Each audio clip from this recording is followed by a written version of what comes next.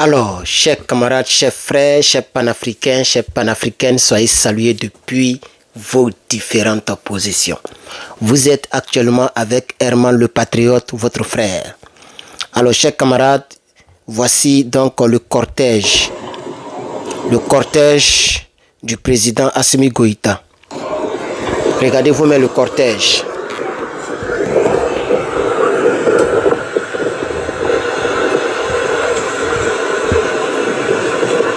Ça, c'est le cortège du président Assimi Goïta. Ça, c'est le cortège du président Assimi Goïta au Mali. Voilà.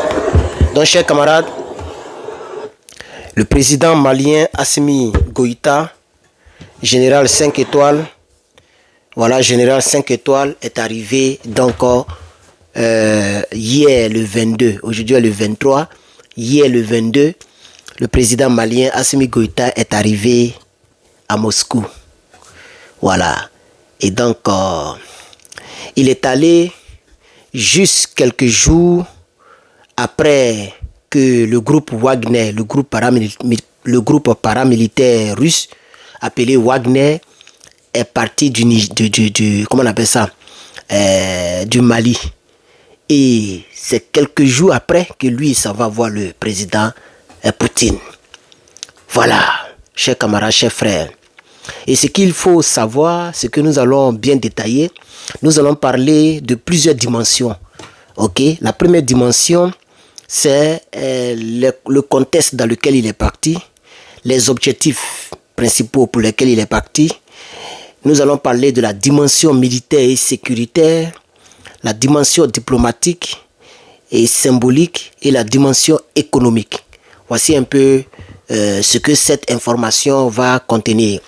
Je voudrais saluer tous les membres de l'AES, y compris moi-même, qui me suivent donc au quotidien dans cette actualité internationale. Voilà. Et moi, je suis à l'international. Donc, tout ce qui se passe au Mali, au Niger, au Burkina, tout ça, ce sont des actualités internationales. Ok. Je vous demande donc de partager cette vidéo. Nous faisons beaucoup d'efforts. Vous ne savez même pas combien d'efforts, combien de fois nous faisons d'efforts pour vous informer. Et donc, partagez. Surtout que je ne peux pas partager, on m'a restreint les partages. C'est le 27 que ça sera décanté. Il me reste encore 4 jours. Donc, s'il vous plaît, partagez. Et mettez beaucoup de j'aime. Faites-le pour le général Assimi Goïta. Mettez beaucoup de likes, beaucoup de commentaires. C'est très important les commentaires. Alors, on va partir maintenant. Le président Goïta est arrivé en Russie le 22 juin pour une visite officielle qui va se poursuivre jusqu'au 26. Vous voyez, ils vont parler de beaucoup de choses. Ah oui, le Mali risque d'avoir la première centrale nucléaire après le Burkina, avant le Burkina, parce que là, la visite va durer. Pourquoi il va faire plus de 4 jours? Oui, il est arrivé hier. Il va quitter là-bas le 26 juin. Ce déplacement intervient dans un contexte de recrudescence du conflit djihadiste au Mali, alors que le pays connaît une crise sécuritaire persistante. Le président Assimi Goïta a décidé d'aller croiser son homologue russe Vladimir Poutine. Dans cette optique, chers camarades, il faut noter qu'il y a une dimension militaire et sécuritaire.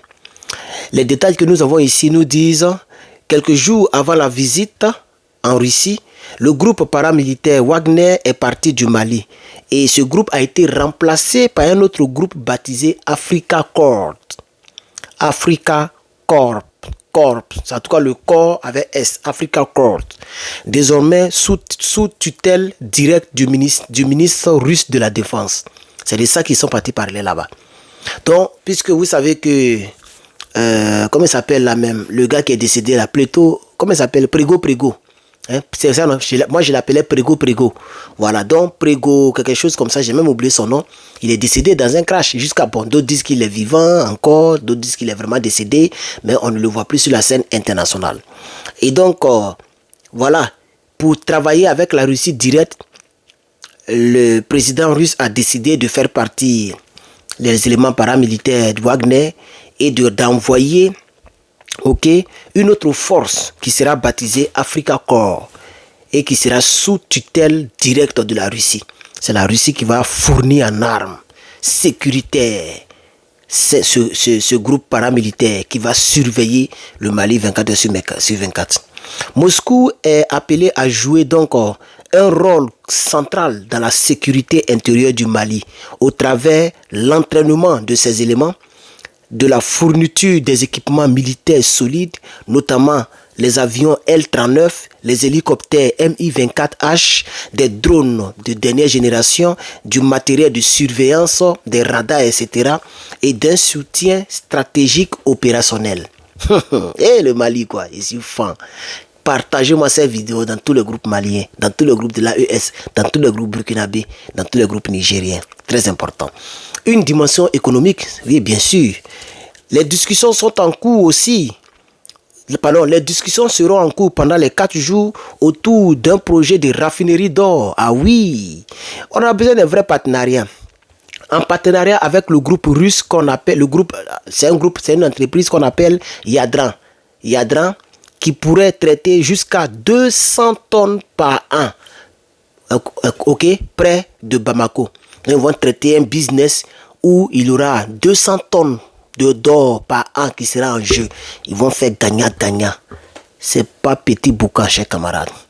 Les échanges prévus dans le secteur de l'énergie aussi, de l'énergie, des infrastructures, du transport, de l'agriculture, de l'enseignement supérieur. Oui, la Russie va aider le Mali dans le secteur de l'énergie. Attendez là, pas centrale nucléaire, centrale énergétique. Des infrastructures, les ponts et tout ça. Du transport, les kaoumbe, les bus. De l'agriculture, les katakata pour les Maliens. Et de l'enseignement supérieur. Alors, on va terminer la vidéo en diplomatie, bien sûr. Cette visite est présentée comme la seconde officielle de Goïta en Russie. Vous vous rappelez, c'est sa seconde fois d'aller en Russie de manière officielle. Après Saint-Pétersbourg en 2023.